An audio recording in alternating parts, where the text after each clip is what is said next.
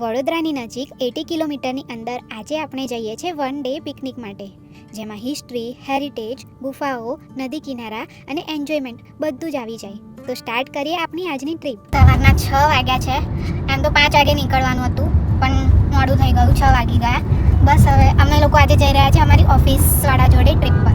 જ્યારે ઘરેથી નીકળ્યા ત્યારે તો અંધારું હતું. વડોદરાથી થોડું જ આગળ ગયા અને 6:30 જેવું થયું અને હવે આકાશનો કલર જુઓ. એવું લાગે છે કે જાણે કેસરી કલરની ચાદર ઓઢી લીધી હોય. અને એમાં પણ રસ્તામાં આપણું પાવાગઢ દેખાય છે એકદમ મસ્ત વ્યૂ સાથે. વિચાર્યું હતું કે ડેસ્ટિનેશન પર પહોંચીને સનરાઈઝ જોઈશું, બટ ઘણીવાર ડેસ્ટિનેશન કરતાં જર્ની બહુ ઇમ્પોર્ટન્ટ હોય છે. તો આજે એ જ જર્નીને એન્જોય કરતાં અમે જઈએ છીએ. અને થોડુંક આગળ જતાં રસ્તો એવો આવી જાય છે કે રોડની એક સાઈડ છેક સુધી કેનલ જ દેખાય છે. Beautiful sunrise plus canal view, એટલે જ તો કહેવાય છે કે ગોલ્ડન આવરની મજા જ કંઈક અલગ હોય છે.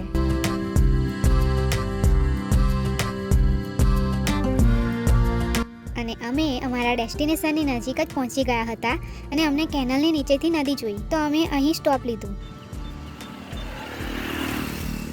એક બાજુ સનરાઈઝ, એક બાજુ નદી અને એક બાજુ કેનલ, ત્રિપુટી ભેગી થઈને મસ્ત સીન ક્રિએટ કરે છે. તો અમે ડ્રોન શૂટ લેવાનું વિચાર્યું.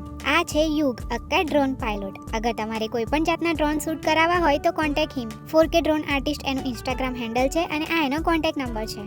નાઉ એન્જોય ધ ડ્રોન વ્યૂ.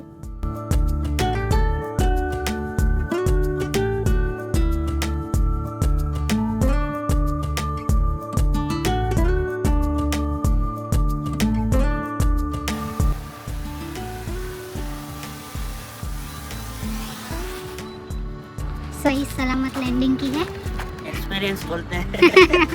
એના પછી આગળ નીકળ્યા અમારા ડેસ્ટિનેશન પર જવા માટે. અને આ જગ્યા ખેતરોની વચ્ચે આવેલી છે, જ્યાં ઘણા બધા મોર પણ જોવા મળે છે રસ્તામાં. પહોંચી ગયા છે આપણે રત્નેશ્વર મહાદેવ ટેમ્પલ.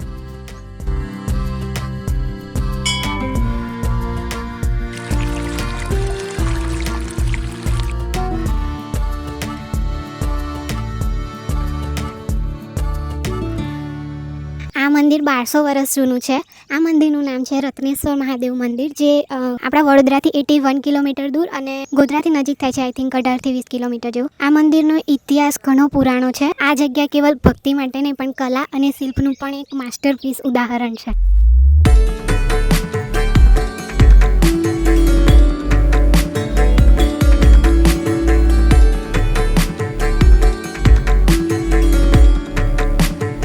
શેર કરજો કે તમે આ જગ્યા પર આવીને કોઈ કચરું કે પછી આ જગ્યાને હાનિ કરવાની કોશિશ ના કરો, નહીં તો તમારે 5000નો દંડ ભોગવવો પડશે, કાં તો જેલ પણ થઈ શકે છે. અને આ આપણો ઐતિહાસિક વારસો છે, તેનું જતન કરવું બહુ જરૂરી છે. આ જગ્યા પર પ્રોફેશનલ શૂટ અલાઉ નથી, તમે ફોનથી શૂટ કરી શકો છો. અને પ્લસ અહીંયા આજુબાજુ ખેતરો અને હરિયાળી બહુ છે, અને અહીંયા મોર પણ તમને બહુ બધા જોવા મળશે. અને ઓબ્વિયસલી મોર હોય ત્યાં સાપ પણ હોય.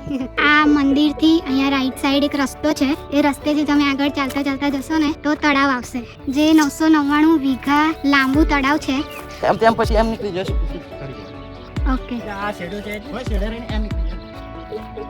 તો અહીંયા રસ્તેથી તમે આગળ જશો, 999 વીઘા મોટું તળાવ છે.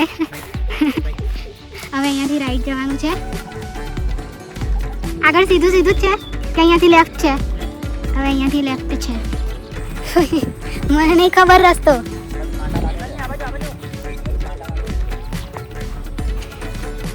આવું ખેતરોમાંથી રહીને જવાનું છે. અહીંથી આમ પાછું લેફ્ટ લેવાનું છે ને અહીંયા ઉપર તમને દેખાય છે. બસ હવે અહીંયાથી રાઈટ સાઈડ જવાનું છે અને ઉપર ઢાળ જેવું આવે છે ત્યાં જવાનું. હવે આ ઢાળ ચડવાનો રહેશે. ભાઈ સંભાળીને આવજો. હાય, ફાઇનલી આવ્યા. અને આ છે મોટું તળાવ. અને અહીંયા આગળ તમે થોડુંક આવશો તો અહીંયા મંદિર પણ છે અને અહીંયા મોટું તળાવ છે. અને સિમ્પલ રસ્તો આ બાજુથી પણ છે, અગર એડવેન્ચર ના કરવું હોય તો.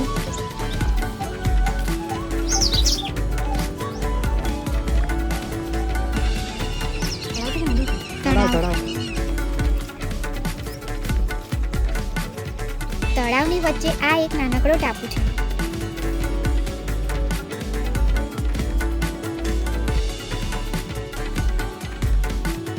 હવે અમે એ જ રસ્તેથી પાછા રિટર્ન થઈએ છીએ.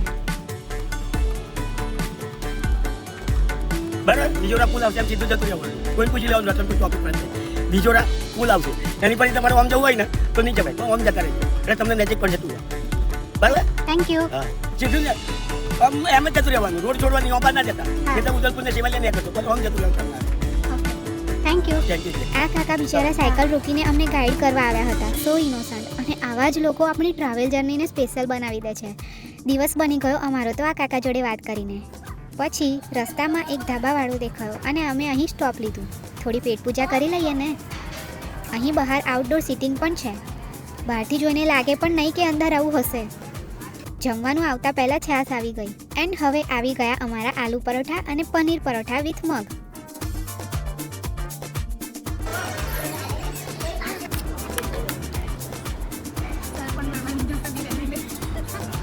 Hidden blogger.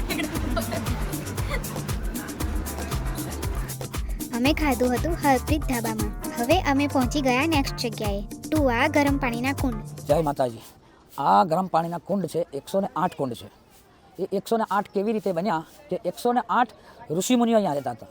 અહીંયા પહેલાં આ બધો આશ્રમ આખો ઋષિમુનિ સરભણ નામનો ઋષિ બધા એને યાત્રીઓને પડાવતો હતો અને શિક્ષા આપતા હતા. એટલે પછી એ ઋષિઓની અંદર એકબીજા શ્રાપને લીધે ચરમરોગ આવી ગયા ઋષિઓમાં. પછી સરભણ ઋષિ યોગમાંથી ઊભા થયા કે ભાઈ આ કેવી રીતે થયું.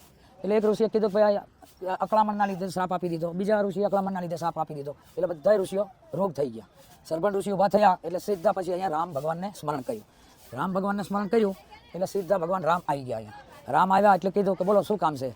પછી ઋષિએ કીધું સરભણે કે ભાઈ મારા આ ચેલાઓને ચરમરોગ મટાડો બાપુ ગમે તેમ કરી અને આને મુક્તિ બધા શરીરથી દુખાવાના જે મુક્તિ છે એનાથી રોગની મુક્તિ કરો. એટલે ભગવાન રામે બાણ માર્યો, અગ્નિબાણ. બાણ મારી અને 108 નામના કુંડ બનાવ્યા અને બધા જ કુંડ ઉપર ઋષિઓ નાવા બેઠા. એ નહીં અને એના ચરમરોગ મટી ગયા હતા. પછી ઋષિને ઇન્દ્ર રાજા તેડવા આવ્યા સરભણ ઋષિને કે ચાલો હવે તમારે સ્વર્ગમાં આવવાનું છે.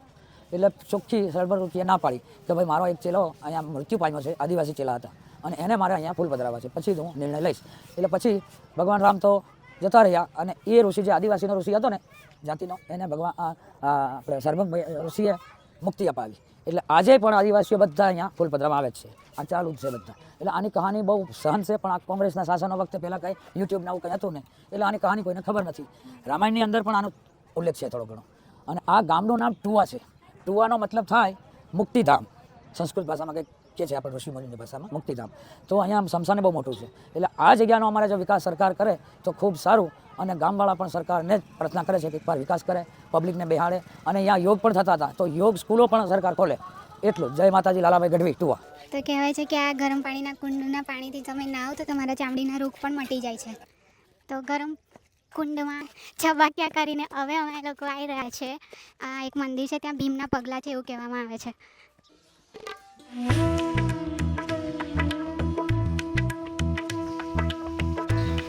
આ પાંડવોમાં જે ભીમ થઈ ગયા ને એ ભીમના પગલાં છે.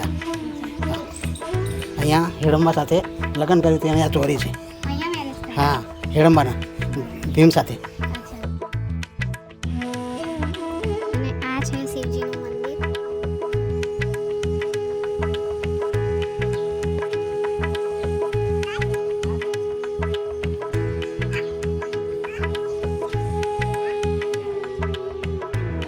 આ ઘીનો કૂવો હતો પહેલાં, પણ અત્યારે બધું બગાડ નાખ્યું છે લોકોએ, કચરું કરી નાખ્યું છે. આપણો સાંસ્કૃતિક વારસો ખોવાઈ રહ્યો છે. પબ્લિક આવીને નકરું કચરો કરે છે આવી મસ્ત જગ્યાએ. અને મંદિર જેવી જગ્યાઓમાં તમે પ્લીઝ કચરો ના ફેંકો. પ્લાસ્ટિક બેગ લઈને આવો તમારી જોડે ને, એમાં જ તમારું કચરું પાછું ઘરે લઈ જાઓ અને પછી ડસ્ટબિનમાં નાખો. નદી છે કે નાલું છે? અહીંયા નાળો બની જાય આગળ જે છે ને જોઈએ તો નદી લાગતો ઓલી શકે. બહુ ગંદી કરી દીધી છે. હવે ટુવાથી નીકળી જઈએ છીએ નેક્સ્ટ ડેસ્ટિનેશન પર.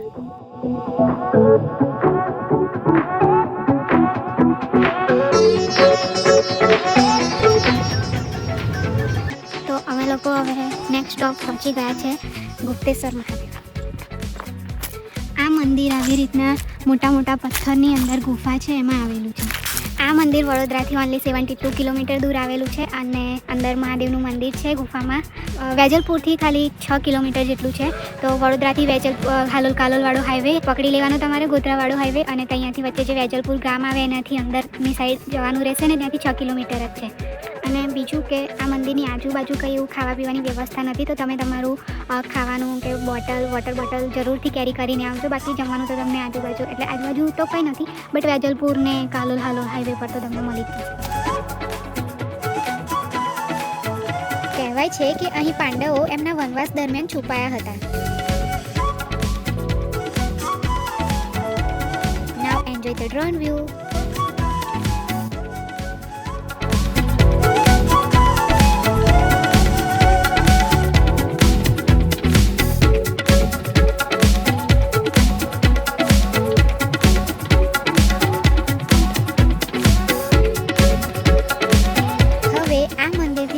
અમે પકડ્યો વેજલપુર વાળો હાઈવે એન્ડ રસ્તામાં ભવ્ય મોટું જૈન ટેમ્પલ દેખાયું. આ ટેમ્પલ વેજલપુરથી એકદમ નજીક આવેલું છે. બપોરનો સમય હતો, તડકો પણ બહુ જ હતો, બટ ઈચ્છા થઈ કે આ ટેમ્પલ વિઝિટ કરી લો. બહુ મોટું ટેમ્પલ છે. તમે સનસેટ કાં તો સનરાઈઝના ટાઈમે આવો તો બહુ મજા આવશે. હવે આ ટેમ્પલથી થોડા આગળ જઈએ છીએ કાલોલ સાઈડવાળા રસ્તે, તો ત્યાં ટોલ નાકું આવે છે અને આ ટોલ નાકાની રાઈટ સાઈડ આવેલું છે હનુમાનજીનું ટેમ્પલ. ત્યાં દર્શન કરીને અમે નીકળી ગયા અમારા નેક્સ્ટ ડેસ્ટિનેશન પર જવા.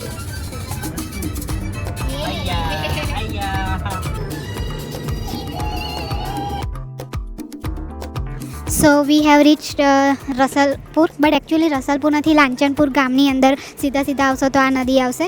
બધા કહે છે રસલપુર, પણ એકચ્યુઅલી રસલપુર ગામમાં નથી આ નદી, મહીસાગર નદી છે અહીંયા. અને મસ્ત એવી જગ્યા છે, પાણીનો ખડખડતો અવાજ, અને પબ્લિક પણ અહીંયા આવે છે. સારી એવી નાય છે અને ટાઈમ સ્પેન્ડ કરે છે. કુદરતી નેચરવાળી મસ્ત જગ્યા છે. તમે અહીં આવીને મસ્ત એવો ટાઈમ સ્પેન્ડ કરી શકો છો. બટ અગેન તમે પ્લીઝ અહીંયા આવીને કોઈ કચરું ના ફેંકશો. જે પણ તમે તમારી સાથે લાવો એને તમારી બેગ લઈને આવો ને એ બેગમાં જ પાછું લઈ જાઓ. અને આ જગ્યા લાંચનપુર આપણા વડોદરાથી 35 કિલોમીટર દૂર આવેલી છે, તો તમે આરામથી તમારી કાર કાં તો 2 વ્હીલર લઈને આવી શકો છો.